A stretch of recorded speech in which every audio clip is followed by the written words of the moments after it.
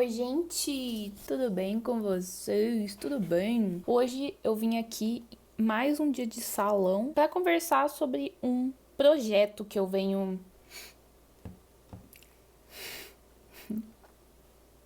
Um projeto que eu planejei aí, algo que eu estou fazendo, que é ler mais autores nacionais e independentes. Então eu tô descobrindo coisas muito legais, interessantes aí pra ler e apoiar esses autores independentes e nacionais que escrevem super bem e que tem histórias maravilhosas aí pra gente ler. Agora eu vou fazer um negócio aqui que eu aprendi com umas blogueiras pra passar no meu cabelo. Eu espero que assim, não dê muito errado e meu cabelo não caia. E eu também preciso fazer a unha hoje, então a gente vai ter assim, uma tarde de spa. Esse vai ser o primeiro vídeo de uma série de vídeos que eu farei sobre obras nacionais independentes. Então, nesse primeiro vídeo eu vou falar de 5 contos nacionais independentes que eu li no Kindle Unlimited, que vocês têm que ler. São contos de diferentes gêneros e de autoras que eu tenho algum contato, então eu acho que isso vai ser bem interessante. Eu tô animada com esse projeto, eu espero que isso possa inspirar vocês a lerem mais autores independentes e nacionais. Eu vou passar esse negócio aqui no meu cabelo e eu já volto. Eu vou começar falando dos contos pela ordem que eu li. E o primeiro conto que eu li, nacional independente, foi da minha amiga Adriele Almeida, maravilhosa, toda escritora. Quem que fechou esse negócio? Uma Raposa que Caça um Urso é um conto de romance que a Adriele publicou. E nesse conto a gente vê a Mia Jung, que sempre foi apaixonada pelo amigo dela de infância, Kim Ji-hoon. Não sei se eu falo esses nomes coreanos direito.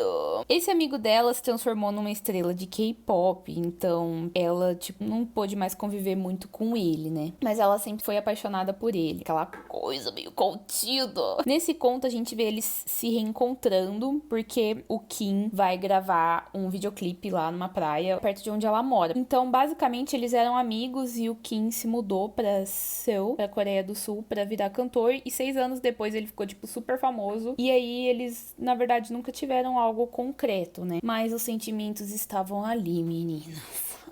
Fico toda esbaforida. Eles têm esse momento de reencontro em que eles vão resolver as coisas entre eles ou não resolver, né? O que eu posso dizer? Vocês sabem que eu gosto muito desse gênero que é o romance. Eu não sou K-popper nem nada, mas eu achei muito legal os protagonistas estarem ligados a essa coisa da cultura coreana e o mocinho ser um cantor famoso de K-pop, porque isso é uma coisa que, assim, tá muito agora no nosso imaginário cultural e eu acho tudo isso muito interessante e o jeito que a Adriele colocou isso no conto ficou super legal, mesmo pra quem não gosta ou não entende nada de K-pop. Eu não entendo muito, mas deu tudo certo, né? Tanto que eu até pensava que o Kim era mesmo um cantor, que era tipo uma fanfic. Aí ela falou assim, amiga, ele é inventado. Eu fiquei tipo...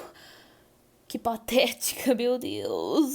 É lindamente escrito. É uma coisa assim que arranca suspiros mesmo. E eu fiquei apaixonada pela história e... Não vou dar spoilers, mas...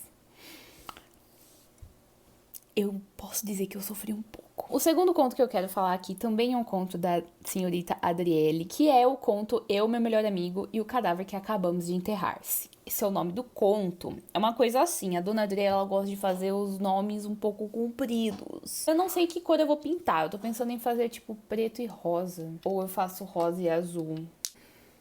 Ou só preto. Eu acho que eu vou de preto só.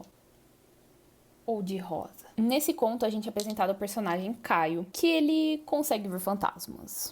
Coisa psíquica. Ele precisa fazer uns favores pros mortos antes deles passarem pro além, então ele ajuda esses fantasmas a resolverem alguns problemas que ficaram pendentes, algumas coisas assim. Mas então, uma noite, ele se vê obrigado a ajudar um cantor famosinho que acabou de morrer e ele era super tipo, nossa, esse cantor famosinho, as músicas dele nem são boas, mas tipo, todo mundo obcecado pelo cantor. E aí do nada o cantor tá ali puxando o pé dele, tipo, olha, você precisa me ajudar aqui, tá? Eu ouvi falar uns fantasmas aí que você é bom no rolê que você faz, e enfim, eu preciso que você me ajude. E ele fica tipo, meu Deus. E aí ele vai ajudar esse cantor famosito. A gente descobre que o Caio é um personagem bissexual e ele tem um melhor amigo que se chama Cedrico.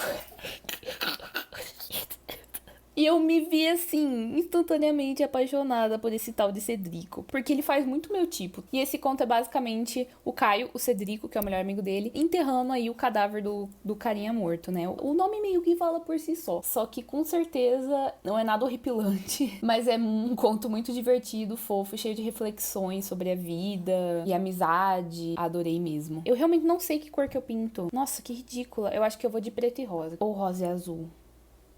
Bom, o terceiro conto que eu vim conversar com vocês é o conto Existe um Lugar, da Thaís Barros. A Thaís Barros já publicou independentemente o livro Adrenalina Sombria, e a Thaís também é booktuber, e ela é uma pessoa incrível, que eu admiro muito, então eu fui ler esse conto dela. Eu sei que ela gosta de escrever o gênero meio terror, alguma coisa assim, e eu nunca me aventurei muito pelo terror. Quando eu vi esse conto, eu fui ler ele, era tipo 1 da madrugada, eu falei, meu Deus, se for de terror... eu não sei o que eu vou fazer, mas acabou que não é de terror. Fala sobre a temática LGBT e eu acredito que é um conto de drama, porque eu sofri muito.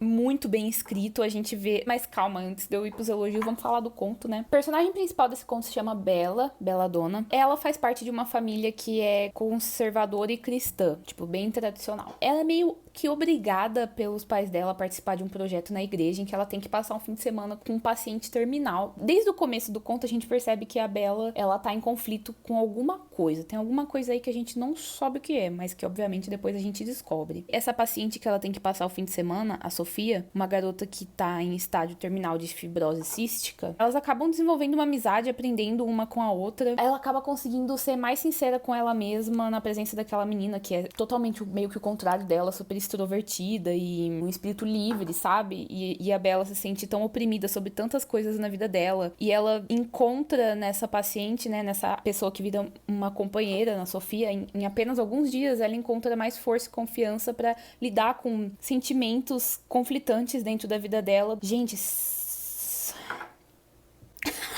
gostei muito do conto. Foi, cara, muito bem, muito bem escrito. Eu não consegui parar de ler desde o momento que eu comecei ele, né? Eu terminei às 3 da madrugada, meio em choque, que me enterrou, né? Não, também não vou comentar sobre spoilers, mas o que eu sofri. Eu sofri. Não sofri muito, porque foi tão maravilhoso, tipo, as reflexões que foram feitas, os diálogos entre os personagens, as temáticas que foram tratadas. Ai. Foi tudo tão maravilhoso que no final eu tava mais feliz do que triste, sabe? De certa forma, apesar da história ter um desenrolar triste, acaba que o final é apesar de tudo, bem esperançoso. E o desenvolvimento da personagem, que tem a vida dela meio que virada de cabeça pra baixo, de certa forma, por aquela pessoa que ela conhece, que se envolve. Então, gente, chocante e maravilhoso. Thaís, eu gostei muito do seu conto. Entrar dentro da cabeça dessa personagem, sabe? E perceber esses conflitos dela, as coisas que a aterrorizavam, e depois a coragem que ela teve no final da história pra encarar esses medos e essas problemáticas, e enfim, isso tudo foi meio... Sabe aquele baque?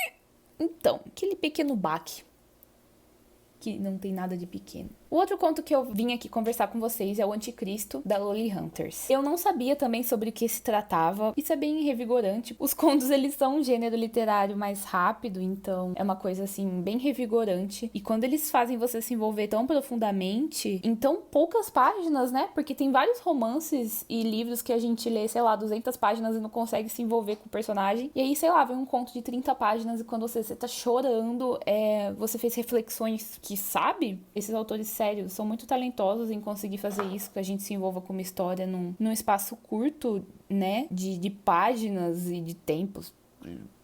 A Lolly, ela tem essa obra que é autobiográfica, mas que também tem esse toque de fantasia. Esse conto, ele tem um formato bem diferente, uma coisa meio assim, contada como se fosse uma história bíblica, uma coisa, cara, super interessante e diferente de tudo que eu já tinha lido antes, que é a história da Anticristo, que é o oposto de Cristo. É uma criatura que é a filha de Lilith e Lúcifer, e ela não teve oportunidade de nascer, né? Ela sofreu um ataque e ela se transformou em uma grande árvore que fica no meio do inferno. E, cara, eu não vou contar muito mais, porque eu acho que isso vai estragar a experiência do conto.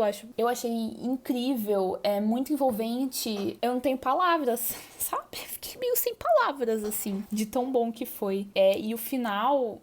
cara, vocês precisam ler isso aqui, sabe?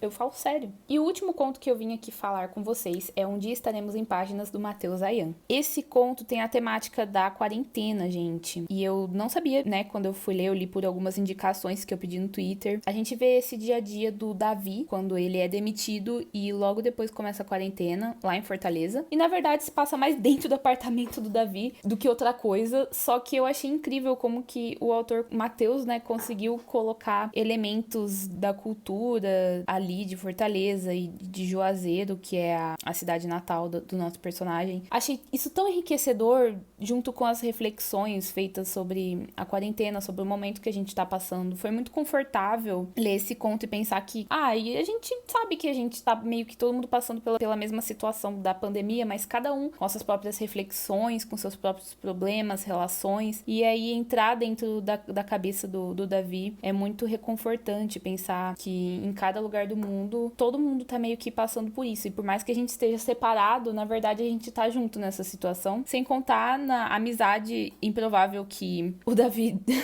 desenvolve com o seu Emanuel, que é o vizinho dele. Eu achei isso rico de lindo. Fiquei toda soft. Bom, esses foram os 5 contos de autores nacionais independentes que eu trouxe aqui pra vocês. Eu espero que vocês se interessem e leiam, porque são muito bons. Foram ótimas experiências de leitura. Tem muita coisa maravilhosa aí que os autores nacionais independentes estão publicando, estão escrevendo, e a gente tem que dar palco pra essas pessoas, sabe? Porque tem tanta coisa boa aí pra ser lida, sabe? Tô tentando me abrir cada vez mais pra esse universo e tô gostando muito dessa experiência e continuarei aqui com os vídeos sobre esses contos, sobre esses romances que eu lerei, e eu espero que vocês tenham gostado. Não se esqueçam de me indicar contos e romances de autores nacionais independentes. E se você já leu algum desses contos, vamos conversar sobre ele. Vamos exaltar esses autores, essas histórias, essas criações. Lembrando que todos esses contos estão disponíveis no Kindle Unlimited. Eu vou deixar o link deles aqui embaixo para vocês baixarem. E se vocês não tiverem o Kindle Unlimited, também a maioria desses contos tem uma faixa de preço de R$1 a R$10. E vale muito a pena a gente investir, porque a gente vai estar ajudando esses autores nacionais independentes. Isso é maravilhoso. Gente, lembrando que é sempre muito importante, depois que a gente lê esses contos, ou romances, a gente avaliar eles lá na Amazon para dar mais engajamento para esses conteúdos, viu? Espero que vocês tenham gostado, pessoal. Um beijo, até o próximo vídeo.